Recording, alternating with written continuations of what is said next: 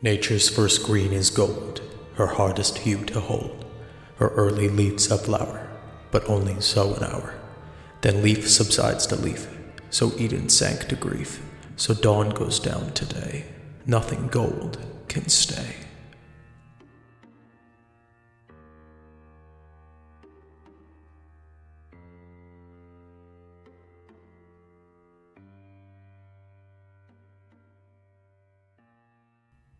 In 2004, Christian was 22 years old. Prior to his suspension from Piedmont, Virginia Community College and whilst he was frequenting the game place, he came into contact with Megan Schroeder. Born July 23, 1986, Megan was just 18 years old when she met Christian during a Yu-Gi-Oh match. In a slide from Christian's Yup, I'm on TV DVD, he provides the following information regarding their first meeting. During the late summer months, I picked up and started the Yu-Gi-Oh trading card game. It was around the time the movie came into theaters. One Saturday at the game place, where I was also going for Pokemon TCG on Fridays, I met Megan and John Schroeder. At first I thought they were a couple, but then they were just sister and brother. Over the months of getting to know Megan, I grew fond of her. Although at that time and up to now, she wasn't interested in a lovely relationship. I abided to her wishes and requests. I am truly fond of her, and I hope she will have a change of heart soon. Little is known about their early interactions, save the following information from a 2009 Q&A held by Quickie admin Champ Thom with other Gameplace customers Daniel Mims and Lucas White. At the time of this Q&A, Mims says that he and Megan were still friends. He has this to say about Christian and Megan's dynamic. For a long while, they were actually good friends. They would leave the main Pokemoning area to discuss Sailor Moon and Nazis. Apart from first-hand testimony, there's not much other information to go on, save for Christian's own perspective of events. General information gathered from a series of emails between Christian and Megan from November 2005 to August 2006 provide insight into their early relationship dynamic and highlight its progression. In the first message from November 1st, 2005, Megan asked Christian to purchase an episode of The Adventures of Tintin called Cigars of the Pharaohs for her on eBay. A week later, on November 8th, after idle chit-chat concerning her nickname Meg and the game Klonoa, Megan mentions a future discussion concerning plans. There is a plan for Christian and Megan to meet at a local park on Friday. She indicates that she is uncomfortable with giving her number out and that she is uninterested in eating at a local restaurant. Christian emails her on December 3, 2005, and mentions that his father wants Christian and Megan to get together after league play for food. He thanks her for the drawings she gave him and tells her, "Every time I see your drawings, I get inspired to want to work more on my comics." As time passed, Christian and Megan's relationship would slowly sour. The following comes from Daniel Mims. But as time went on, he got more annoying and then hideously awkward, at which point she started hanging with me and Lucas and avoided Chris altogether. Lucas stated that she was nice to him and of Chris is Chris, so he construed it as something more. Lucas says that Christian would constantly put his arm around her, and it got to the point where she would take refuge in the midst of our group of bros. On December 20th, 2005, Megan emails Christian and thanked him for the gifts he got her. The next line provides viewers with one of the first examples of Megan declining Christian's advances. "Although I really don't mean to be cold, but please don't try and advance on kissing me, please. The truth is, I don't want a boyfriend because I don't desire and idolize boys like other girls. I enjoy being independent. So you see what I mean? It's certainly nothing personal towards you. I'm just a girl who doesn't care about loving guys. That doesn't mean I can't be friends with them, though." On March 13, 2006, Megan told Christian the following. "Well, that's easy. You are a terrific person. It's nice to have a good friend who can put up with me. Anyway, well, I see you as a really superb, kind, and thoughtful, understanding, playful friend. Sorry to disappoint you on love topics, but I enjoy being an independent person. When you're single, you can have many guy friends. When you're not, boyfriends get suspicious about your other friends. Thanks for understanding about the game. Hey, it's one less debt I gotta worry about." An email from Megan from April 22, 2006 details Megan's remorse from receiving a Nintendo DS from Christian, since she feels like she cannot accept such an expensive gift. The next email from May 1, 2006 indicates a particular trait concerning Megan. She thanks Christian for a set of photos, which she indicates as wartime photos including German soldiers. She provides the following reasons for her fascination with said photos, stating that they are stereotyped, how she wonders if any of the soldiers are still alive, and how she finds some soldiers to be handsome. None of the soldiers in those photos were actual Nazi soldiers, and it offends me when people say, "Oh, Germans are all a bunch of Nazis." Gee, thanks, I'm German too. Plus, they are private and personal photos, and I think they are all special. You wonder if any of them are alive still. Keep this between you and me, but I find many of those soldiers unbearably handsome. They have really fair, pretty faces. Anyway, you didn't hear that from me. 2 days later, Megan explains why she is not interested in Christian beyond a friendship, because she does not feel the urge to have a boyfriend, displaying what can be considered asexuality. Second of all, the term I used, "I'm not the one for you," has absolutely nothing to do with you. That term refers to me, and the reason for being is because I have no desire nor do I care to have a boyfriend, period.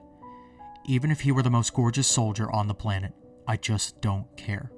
And perhaps I was meant to not like love. Actually, I have more enjoyment when I'm by myself. I don't ever feel lonely. So the term means I wouldn't be good in a relationship because I'm not one to frantically dial the phone hoping for date. I'm a loner kind of person, and that's the way I was born. I'm sorry again you feel that way. But you know me, I gotta be 100% honest.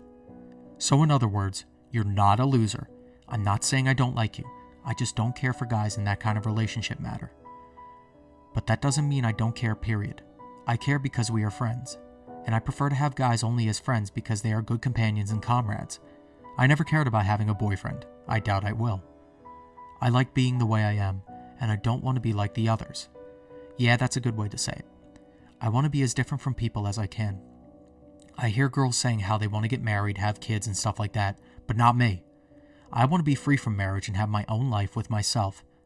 I absolutely love being by myself for some reason, but again, that doesn't mean I hate being around you or other friends, okay?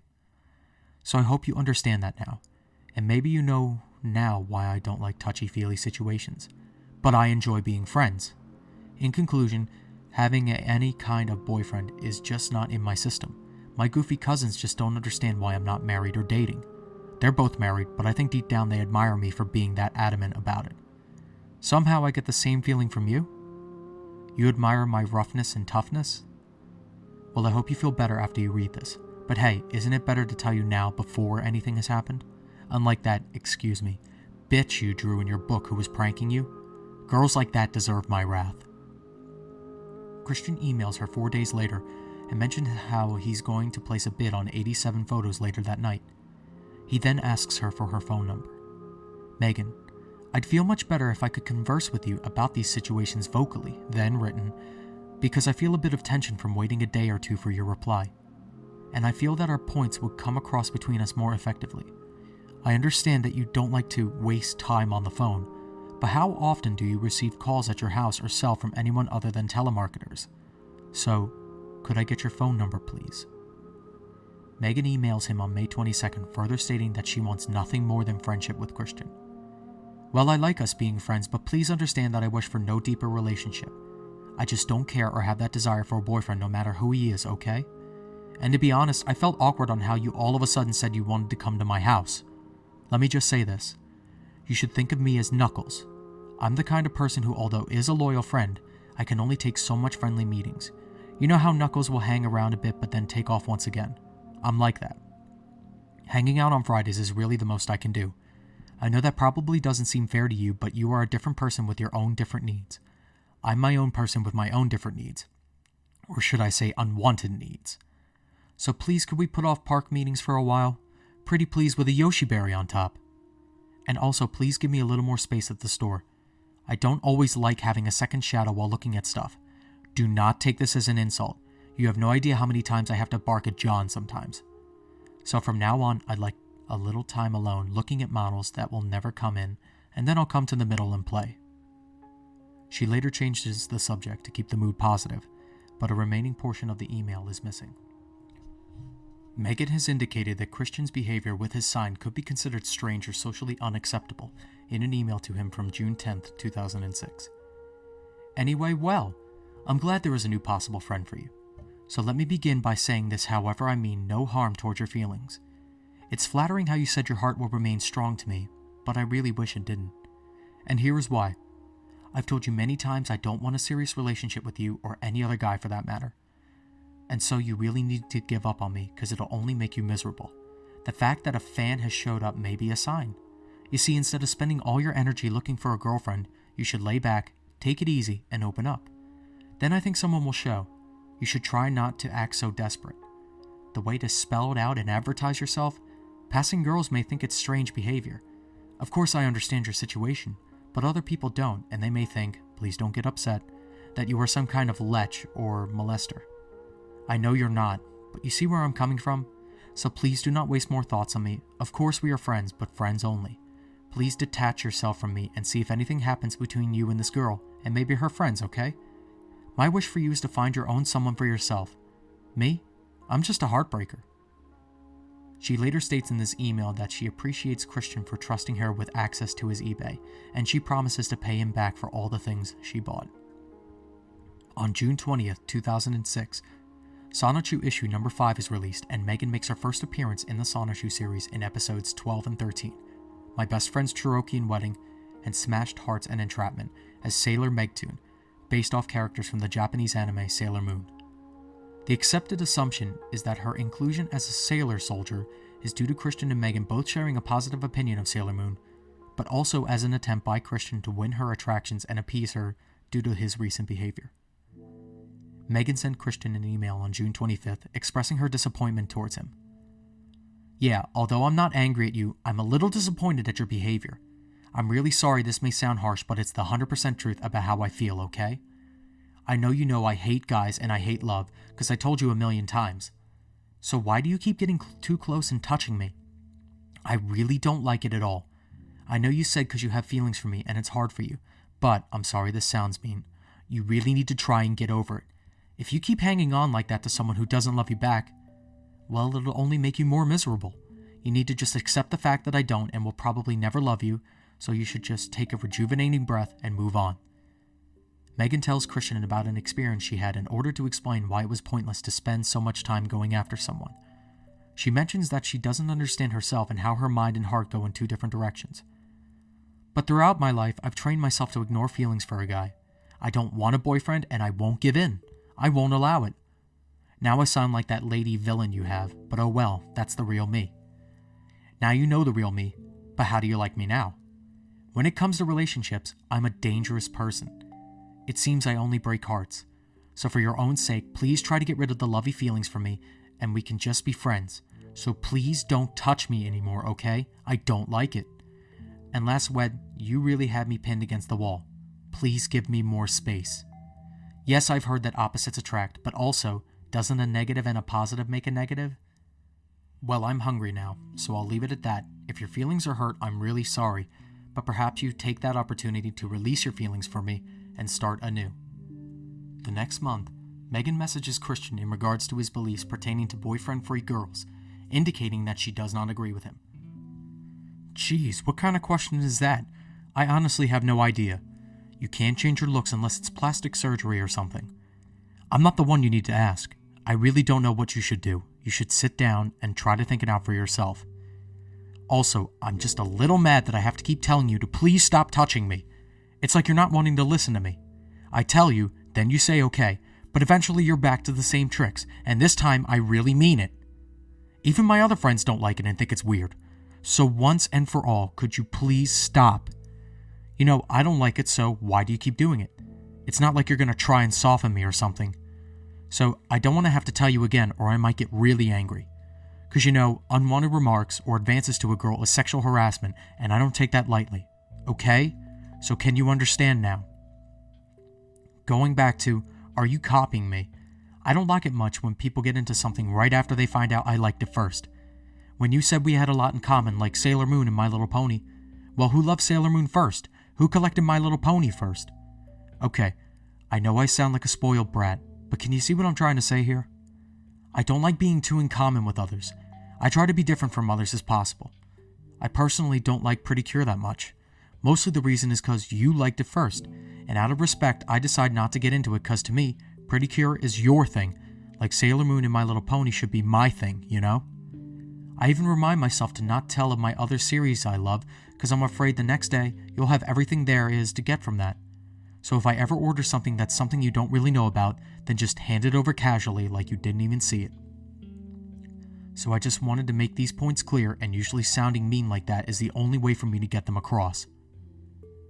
Okay, first of all, I don't remember saying I did choose him over you.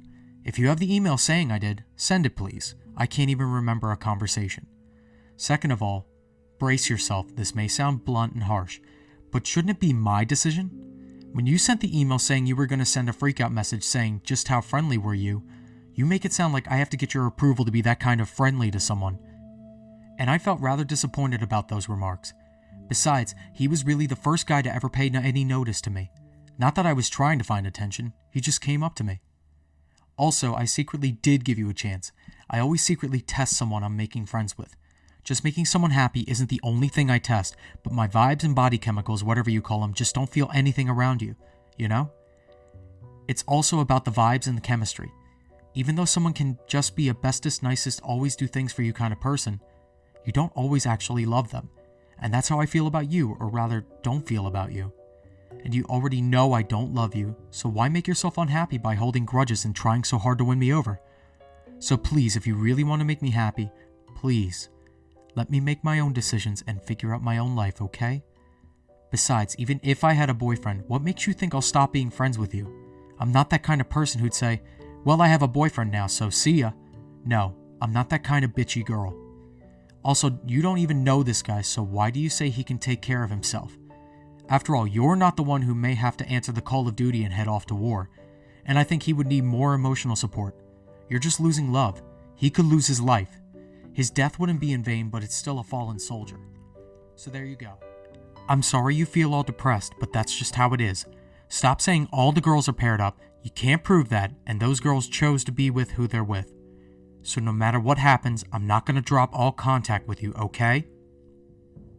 On August 7, 2006, Megan emails Christian about comments he made in regards to a man whom Christian refers to as a lucky jerk. It appears that Christian thinks that the man in question is Megan's significant other. Megan offers this rebuttal. You know, I haven't talked to this person in a year. I'm not really wanting to get together with him either. Boyfriends aren't for me. Don't want them, don't need them. However, I can't say I like how you call him a lucky jerk. Why is he a jerk?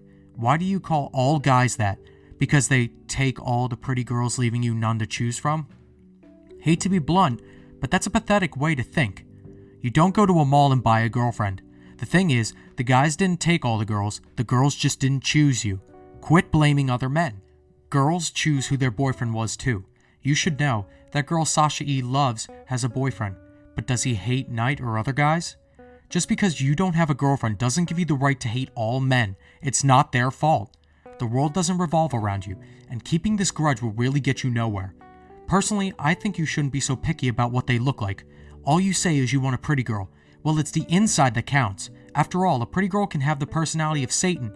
Meanwhile, an ugly girl may have a heart of gold, but you wouldn't even give a second look, would you? I often wonder, if I was an ugly girl, you wouldn't even come near me, would you?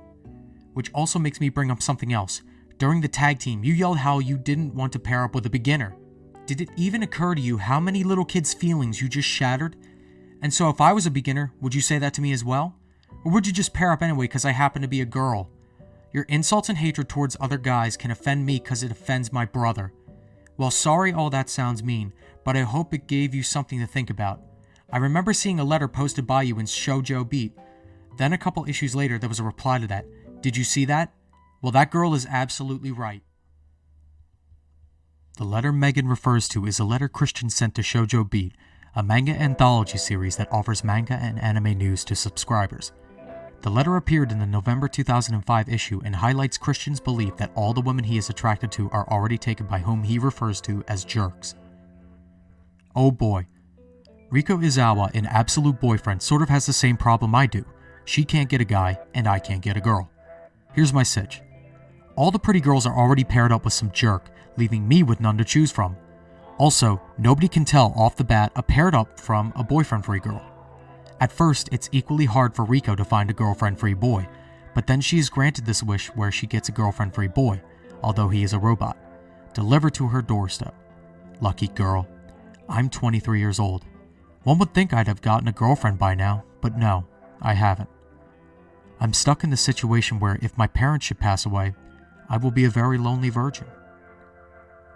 A reply to Christian's letter was sent by a user named Eris to Shoujo Beat and was featured in the March 2006 issue.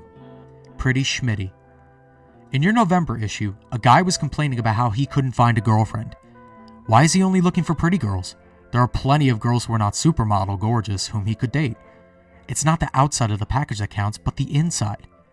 A girl can be pretty on the outside, but might be mean, self-centered, or have other problems, whereas another girl could be plain or even ugly on the outside, but quite a beautiful, kind, intelligent person on the inside. If more guys would think about what qualities they look for in a girl and make sure those qualities don't just focus on her outer appearance, they might just find a girl to go out with. Otherwise, many girls will think, why bother? He'll just leave me for the next pretty girl he sees. Christian wrote about Megan in his account entitled Story of My Current Days. The following comes from August 14, 2006. Eventually, light a magical lighthouse that randomly shone its healing guiding light upon my previously shattered heart and tortured soul, and mended them back to good shape and form. One girl walked into my life, like Z Sailor Soldier having just vanquished a heart snatcher. Bit by bit, I've noticed her shining, lustrous hair, her shiny blue chaos emerald-like eyes, and a personality strong, caring, and true like a buttercup bloom. I followed my recovered heart's instincts and followed her. As I got to know her over the months to over a year, my heart was growing stronger as I was falling for her. I blushed more strawberry pink than I have ever before. Everything around me was shining like the sun's mellow color yellow. For her I would travel even 1,000 miles just to be with her. Fortunately, she lives only about 1 hour from my house, and I meet her once a week at a closer-to-home social. This feeling, it was and still is so pure and true. It was like as if I was born to love her. When she smiles, I feel like I'm walking on sunshine as I give my replying smile and gaze into her eyes. And her hair is the softest and most warm tingling. Cloud 9? I feel like I'm on 10. Yet, one can't stay on such sweet, passionate feelings without a few speed bumps in the road of life. Even though I didn't mean to give the impression that I was being forceful, for heaven's sake, I wouldn't ever dare to force her to do anything she didn't want to. But she reminds me times that she isn't ready for love beyond friendship. I have no feelings against her wish, and I respect her decisions and feelings. Oh, but even though she doesn't say it or return it, I love her, and no matter what, those feelings wills stand strong as time itself. And sometimes I would want to touch her shoulder or back, feel her hair or give her a hug. I hold those urges back because I care about her. And to keep myself from flying crazily off the handle at a random time, I keep my hormones in check at least twice a week by myself. I won't hang up on what can develop into the true thing, because I don't just think, I know that I love her. My love for her is so pure and true that not even every one love song can spell it out as well as I am writing it now.